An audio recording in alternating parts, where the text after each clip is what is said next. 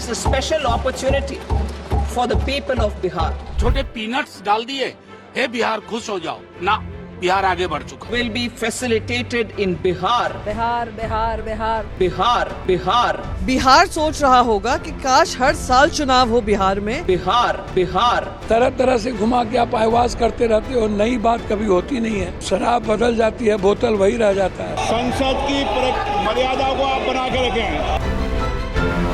No income tax payable up to income of 12 lakh rupees.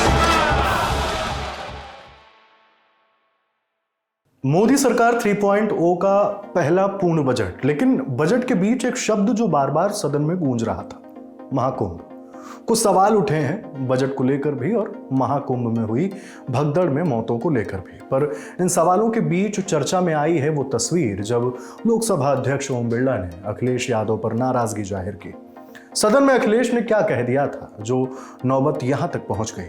Bihar पर हो रही घोषणाओं के दौरान कुछ नश्तर उतारे गए, किसने और किस पर क्या कहा है, सब कुछ बताने हाजिर है आपका शो संसद में आज। नमस्ते, मैं हूं हिमांशु।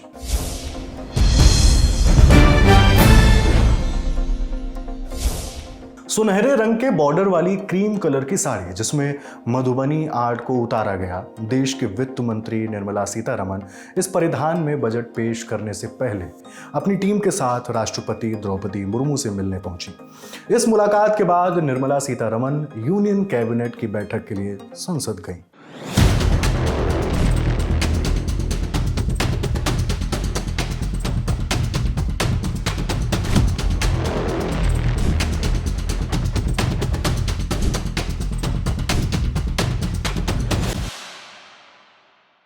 सुबह 11 बजे विपक्ष के शोर के साथ लोकसभा की कार्यवाही शुरू हुई। वित्त मंत्री निर्मला सीतारमण बजट पेश करने के लिए अपनी कुर्सी से खड़ी हुई। अभी वो अपनी बात रखना शुरू ही करती, इतने में विपक्ष की ओर से कुंभ के मुद्दे पर सपा सांसद अखिलेश यादव अपनी जगह से उठ गए और हंगामा होने लगा। माननीय अखिलेश जी, आपने संसद की मर्यादा को आप बना के रखें। कभी बजट भाषण के अंदर इस तरीके का नहीं हुआ, ये उचित नहीं है, ये उचित नहीं है। अखिलेश जी प्लीज। शोर तो थमा नहीं और इसी शोर में वित्त मंत्री ने 2025 के बजट को पेश करना शुरू किया। अभिभाषण की शुरुआत के साथ ही इस बात की झलक दिख गई कि सरकार का फोकस ज्ञान पर है, मतलब गरीब, युवा, अन्नदाता और नारी शक्ति। इसके बाद बजट की पहली योजना का ऐलान हुआ, नाम प्रधानमंत्री धन धान्य योजना। कहा गया कि 1,70,00,000 किसान की मदद के लिए केंद्र राज्य सरकार के साथ मिलकर काम करेगी।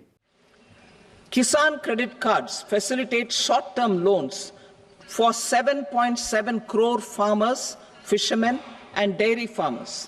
The loan limit under modified interest subvention scheme will be enhanced from 3 lakh rupees to 5 lakh rupees for loans taken through the KCC. Prime Minister Dhan Dhanya Krishi Yojana in partnership with states.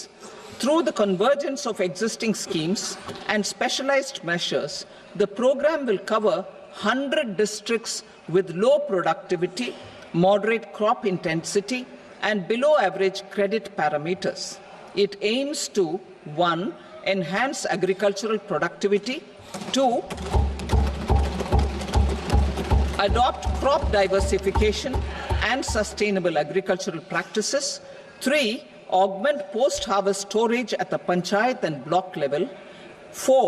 Improve irrigation facilities, and 5. Facilitate availability of long-term and short-term credit. This program is likely to help 1.7 crore farmers. किसानों को लेकर हो रहे ऐलान के बीच अब वित्त मंत्री ने यह साफ कर दिया था कि इस बार के बजट का फोकस प्रमुख रूप से 5 सेक्टर्स पर होगा। पहला, विकास में तेजी लाना, दूसरा, सुरक्षित समावेशी विकास, तीसरा, निजी क्षेत्र के निवेश को बढ़ावा देना, चौथा, घरेलू खर्च में वृद्धि और पांचवा, भारत के उभरते मध्यम वर्ग की खर्च करने की शक्ति को बढ़ाना। वित्त मंत्री के बजट भाषण का अभी मुश्किल से 5 मिनट ही समय बीता था कि विपक्ष के कई सांसदों ने वॉकआउट कर दिया। उनका आरोप था कि उन्होंने संसद में महाकुंभ हादसे पर चर्चा की मांग की थी, लेकिन उनकी मांग नहीं मानी गई, जिसकी वजह से विपक्ष ने सदन से वॉकआउट किया। इस दौरान टीएमसी सांसद सदन में मौजूद थे। हालांकि थोड़ी देर बाद विपक्षी सांसद वापस सदन में लौट आए। Investing in people, economy and innovation, securing energy supplies, manufacturing and furthering make in India, supporting MSMEs, enabling employment-led development, investing in people, economy and innovation, securing energy supplies. तमाम ऐलानों के केंद्र में बिहार आ गया। वित्त मंत्री ने बिहार के लिए सबसे पहले मखाना बोर्ड के गठन की घोषणा की। फिर आईआईटी पटना का विस्तार, उड़ान स्कीम के तहत बिहार के लिए नए एयरपोर्ट, फूड टेक और मैनेजमेंट इंस्टीट्यूट की स्थापना, साथ ही वेस्टर्न कोसी कनाल प्रोजेक्ट को वित्तीय मदद का ऐलान किया। Makhana board in Bihar. For this, there is a special opportunity for the people of Bihar. A Makhana board will be established in the state to improve production, processing, value addition and marketing of Makhana. Western Kosi Canal project in Mithilanchal. Financial support will be provided for the Western Kosi Canal ERM project, benefiting a large number of farmers cultivating over 50,000 hectares of land in the Mithilanchal region of Bihar. Greenfield airports will be facilitated in Bihar to meet the future needs of the state.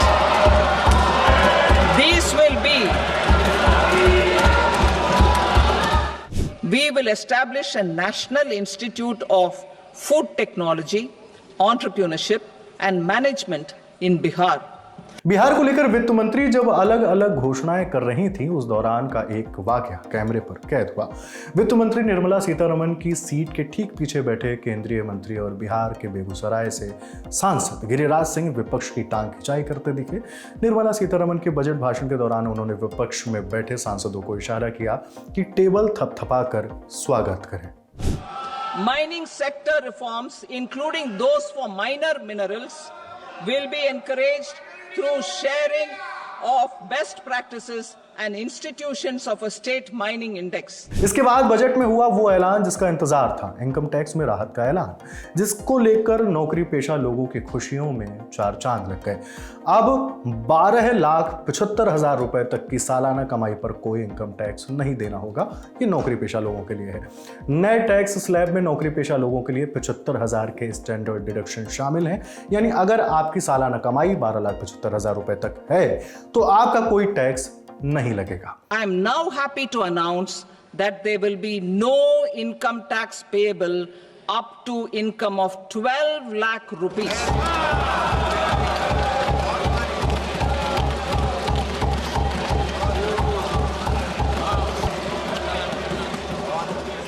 So, average income of 1 lakh per month other than the special rate income such as capital gains under the new regime. This limit will be 12.75 lakh for salaried taxpayers due to the standard deduction of 75,000.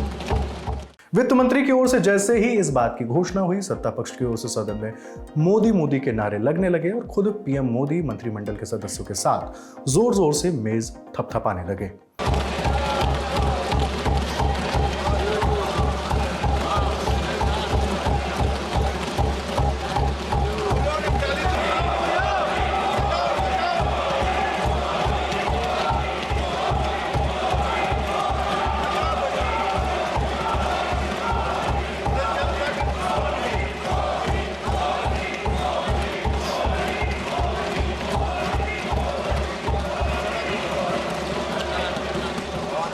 हालांकि tax में छूट नए tax regime वालों के लिए है।